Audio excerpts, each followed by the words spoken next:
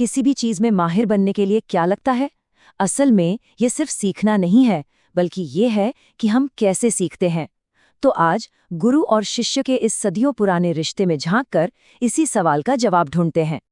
हमारा आज का जो ये पूरा विश्लेषण है ना, वो एक बहुत ही पावरफुल हिंदी टेक्स्ट से लिया गया है। और इसमें कोई सूखे फैक्ट्स नहीं है, बल्कि एक जबरदस्त मिसाल और एक कहानी है जो ज्ञान का एक बहुत गहरा सबक सिखाती है। चलिए शुरू करते हैं। ये लेख एक ऐसे पैराडॉक्स, एक ऐसे विरोधाभास से शुरू होता है जो सीखने की पूरी प्रोसेस के, कह सकते हैं, एकदम दिल में है। ये जो लाइन है ना, ये समझिए पूरी बात की नींव है।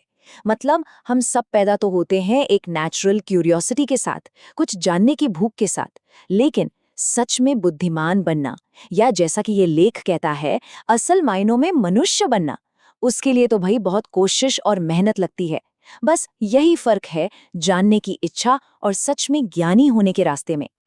अब इस आइडिया को और अच्छे से समझाने के लिए ये लेख खाने की दुनिया से एक कमाल की एनालॉजी देता है। और यकीन मानिए, ये मेंटरशिप के बारे में हमारी सोच को पूरी तरह से बदल सकती है।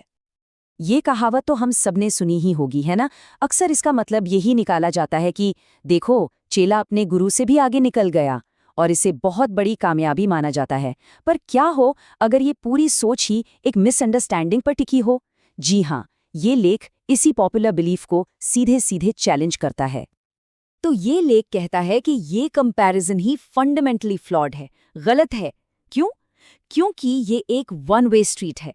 सोचिए, गुड़ से जितनी चाहे शक्कर बना लीजिए, लेकिन क्या कभी शक्कर को वापस उसके ओरिजिनल सोर्स यानी गुड़ में बदला जा सकता है? नहीं। और बस इसी पॉइंट में सारी बात छिपी है। इसका मतलब ये हुआ कि एक शिष्य के ज्ञान से गुरु की जो ओरिजिनल विजडम है, उसे रिक्रिएट करना नामुमकिन है। आप प्रोडक्ट से सोर्स को दोबारा नहीं बना सकते। तो सबसे जरूरी बात क्या निकल कर आती है? यही कि जो सोर्स है, यानी जो गुरु है, उसकी वैल्यू यूनिक है। और उससे भी बड़ी बात, वो इररिप्लेसेबल है। उसकी जगह कोई नहीं ले सकता। अच्छा, अब देखते हैं कि